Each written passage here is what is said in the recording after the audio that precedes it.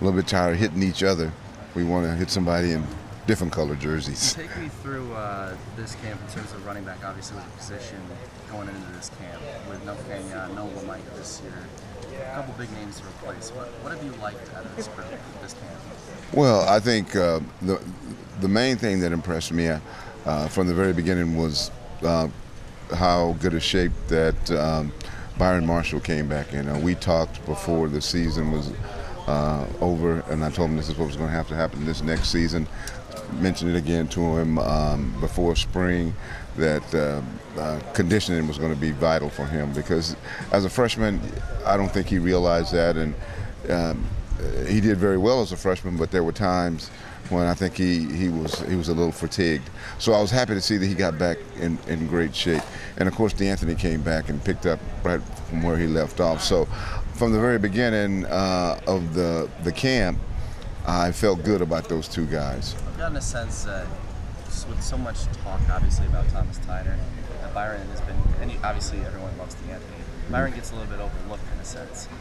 How big of a season is he ready to have, do you think? Well, I hope it's pretty big. And as I say, I'm very encouraged by his fall practice. He got a little banged up at the end. I think he got a little concussion. But I've been real impressed with Byron. I think he's picked up the offense very well. He knows what he's doing. He's coaching those other guys.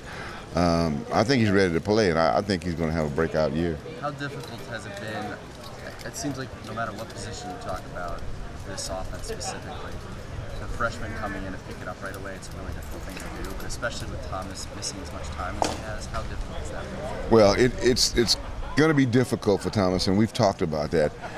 He's going to have to really get into the practices, and he's going to have to really study a lot and get mental reps, because in fact he hadn't been able to get those physical reps.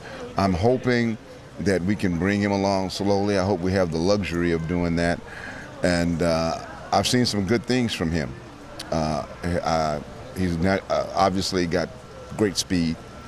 He's a big physical guy, although I haven't gotten to see him very much to be physical in practice. But if he shows that he can really take the beating and survive it, then I think he's going to be pretty good for us. Does he have any chance of playing on Saturday?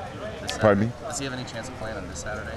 Or is he still not? I think I don't know, very minute chance. I don't know that he's ready yet, because he's missed some time.